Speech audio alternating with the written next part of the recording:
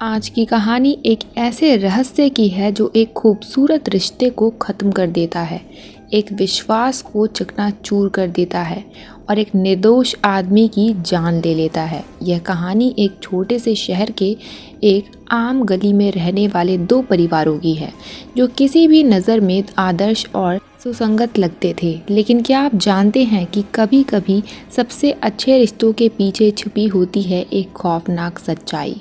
रोशनलाल और उमेश शर्मा का परिवार एक ही मोहल्ले में रहता था और दोनों परिवारों के बीच रिश्ते बहुत अच्छे थे। वे एक दूसरे के साथ समय बिताते, शादियों में एक दूसरे को बुलाते और परिवार के सदस्य एक दूसरे को अपना मानते थे। रोशनलाल का परिवार हमेशा खुश रहता था, जबकि उमेश का परिवार भी खुश दिखता था। किसी को भी यह नहीं लगता था कि दोनों परिवारों के बीच एक गहरी और खतरनाक साजिश पल रही थी। रोशन और निर्मला की शादी को 10 साल हो चुके थे। उनके 2 बच्चे थे, आर्यन और साक्षी। एक दिन रोशन ने अपने बच्चों के साथ मिलकर घर के आंगन में क्रिकेट खेलते हुए यह सोचा था कि उनका जीवन हमेशा इस तरह खुशहाल रहेगा। लेकिन किसे पता था कि इस खुशहाल जीवन के पीछे एक बेहद गहरी दरार छिपी हुई थी। एक दिन शाम को जब रोशन घर लौटे तो उनके फ़ोन की घंटी बजी। फ़ोन पर निशा का नाम दिखाई दे रहा था। निशा, जो उमेश की पत्नी थी, उन्होंने तुरंत बुलाया और कहा कि उसे ज़रूरी बात करनी है। रोशन ने सोचा कि कोई छोटी सी बात होगी, लेकिन निशा ने कहा कि यह एक खास और गंभीर मामला है, आप अकेले में आइए। इनमें कुछ शक नहीं था कि निशा चिंतित थी और उसके स्वर में गहरी परेशानी थी। रोशन ने उस समय निश्चय किया कि वह इस बार निशा से मिलकर स्थिति का पता लगाएंगे। वह इस बात से अनजान थे कि उनका जीवन अब पूरी तरीके से बदलने वाला था। निशा का रहस्य। रात के करीब 9 बजे रोशन निशा के घर पहुंचे। निशा ने उन्हें दरवाजे पर ही बुलाया और कहा, भाई साहब, मुझे एक बहुत बड़ी बात कहनी है जो आपके लिए बहुत कष्टकारी हो सकती है। निशा ने आंखों में आंसू भरकर कहा, मैंने सोचा था कि आपको यह ना बताऊं, लेकिन अब मैं चुप नहीं रह सकती। रोशन को समझ में नहीं आ रहा था कि निशा क्या कहने वाली है। निशा ने धीरे धीरे अपना दर्द बयां करना शुरू किया। आपकी पत्नी निर्मला और मेरे पति उमेश का अफेयर चल रहा है, यह सच है और अब मैं चुप नहीं रह सकती। मुझे डर है कि वे दोनों एक दूसरे के साथ कहीं भाग जाएं और योजना बना रहे हैं। यह सुनकर रोशन की सांसें थम सी गईं। उनका दिल बैठने लगा। उन्होंने इस बात को मानने से इनकार कर दिया, लेकिन निशा की आंखों में ऐसा दर्द था कि वह समझ नहीं पा रहे थे कि क्या सच है और क्या झूठ है। निशा ने कहा, मैं जानती हूँ आप इस पर यकीन नहीं करेंगे, लेकिन यह सच है, आप मेरी बात माने। मैंने सब कुछ देखा है। यह सुनकर रोशन सीधे अपने घर लौटे, लेकिन उनका मन पूरी तरीके से उथल पुथल था। उन्होंने कभी नहीं सोचा था कि उनकी पत्नी निर्मला, जो उनके साथ इतने सालों से थी, ऐसी गहरी साजिश में शामिल हो सकती है। रोशन के दिमाग में हजारों सवाल थे, लेकिन उन्होंने निशा की बात पर विश्वास करना मुश्किल पाया। वे सीधे निर्मला से मिले और उससे सच्चाई पूछी। निर्मला, क्या यह सच है? रोशन ने उससे पूछा। निर्मला ने थोड़ी देर चुप रहकर कहा, रोशन, मुझे माफ़ कर दो।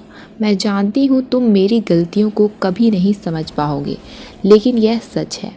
उमेश और मेरे बीच जो कुछ भी हुआ वह मेरी कमज़ोरी थी, यह एक गलती थी, लेकिन अब मैं तुम्हें धोखा नहीं देना चाहती। निर्मला ने खुलकर बताया कि कैसे उनका अफेयर शिमला की छुट्टियों मनाने के दौरान शुरू हुआ। दोनों की मुलाकातें बढ़ने लगीं और जल्द ही यह एक प्रेम संबंध में बदल गया।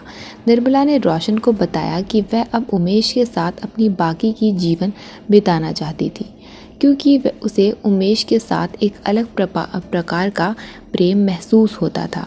रोशन के लिए यह खबर किसी आघात से कम नहीं था।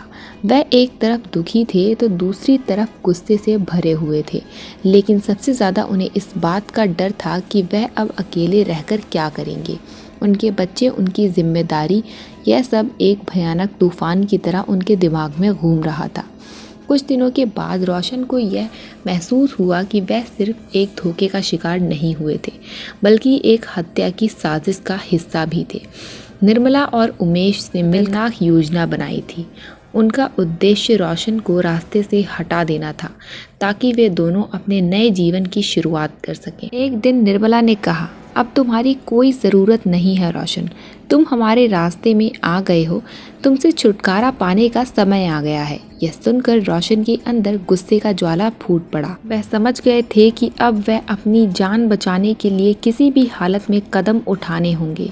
19 सितंबर की रात जब रोशन घर में अकेले थे, उमेश और उसकी गैंग ने अपनी योजना को अंजाम देने के लिए कदम बढ़ाया।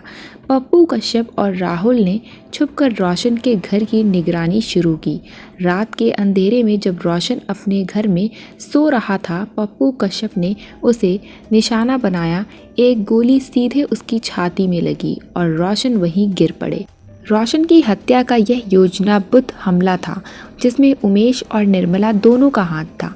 पुलिस ने तुरंत जांच शुरू की और जल्द ही उमेश, निर्मला, पप्पू और राहुल को गिरफ्तार कर लिया गया। यह अपराध शहर में सनसनी का कारण बना।